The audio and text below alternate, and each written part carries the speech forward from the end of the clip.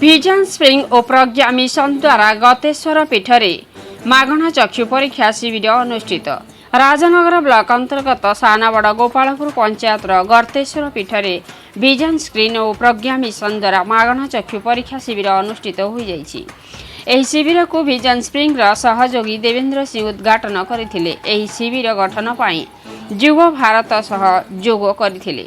ଏହି ଶିବିରରେ ରାଜନଗର ଅଞ୍ଚଳର ପ୍ରାୟ 55 ଜଣ ରୋଗୀ ଆଖି ପରୀକ୍ଷା କରିଥିଲେ ଓ ସେମାନଙ୍କ ମଧ୍ୟରୁ 25 ଜଣଙ୍କୁ ଭିଜନ ସ୍ପ୍ରିଂ ତରଫରୁ ସୁଲଭ ମୂଲ୍ୟରେ ମାଗଣାରେ ଉନ୍ନତ ଡାକ୍ତରମାନଙ୍କ ଦ୍ୱାରା ଆଖି ପରୀକ୍ଷା କରାଯାଇ ଚଷମା ଯୋଗାଇ ଦେଇଥିଲେ। ଏହି କାର୍ଯ୍ୟକ୍ରମକୁ ନେଚର କ୍ଲବ ଏନ୍ଜିଓର କ୍ଲଷ୍ଟର କୋର୍ଡିନେଟର ସୌଦାମିନୀ ବଳିଆର ସିଂ ଓ କାଲ୍ହାଇ ମଠ ଚମ୍ପିଆନ ସଙ୍ଗୀତା ବିଶ୍ୱାଳ ଉପସ୍ଥିତ ରହି ପରିଚାଳନା କରିଥିଲେ।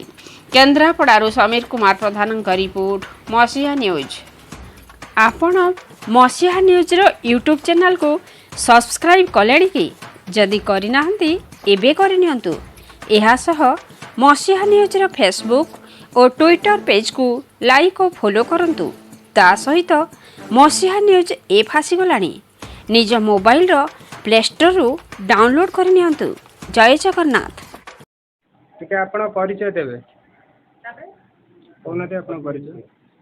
ମୋ ନାଁ ସୌଦାମିନୀ ବଳିଆର ସିଂ। ମୁଁ ନେଚର କ୍ଲବରେ କ୍ଲଷ୍ଟର କୋର୍ଡିନେଟର ଭାବେ କାମ କରୁଛି। ମୋ କ୍ଲଷ୍ଟର ସାନବଡ଼ ଗୋପାଳପୁର ଜିପି। ଆଜି ଏଇ ସାନବଡ଼ ଗୋପାଳପୁର ଜିପିର ଗୋଟି ଗାଁରେ ଆଜି ଯେଉଁ ମାଗଣା ଚକ୍ଷୁ ଶିବିର ପରୀକ୍ଷା ଶିବିର ଥିଲା, ସେଥିରେ ଆମେ ସହଯୋଗ କରିଥିଲୁ। ଆମର କ୍ଲାଇମେଟ୍ ଚାମ୍ପିୟନ ମାନେ ସହଯୋଗ କରିଥିଲେ। କୈଳାସ ଚନ୍ଦ୍ର ଶତପଥୀ ସେ ବି ଆସିଥିଲେ। ଆଜି ଏଇ ଗାଁରେ ଆମେ 40 ଜଣଙ୍କୁ ଚକ୍ଷୁ ଟେଷ୍ଟ କରିବାରେ ଉପକୃତ କରାଇଛୁ। ଆଉ ସେମାନେ ବି ବହୁତ ଖୁସି ଥିଲେ। ଆଉ ଏଇଠି ଦୂର ବାଟକୁ ନ ଯାଇପାରି ପାଖରେ ସେମାନେ ଯେତେବେଳେ ସୁବିଧା ପାଇଲେ ବହୁତ ସେମାନେ खुशी अनुभव करेगी बोले। नमस्कार, मेरा नाम देवेंद्र है। मैं विजन स्प्रिंग से एज ए टीम इंचार्ज हूँ।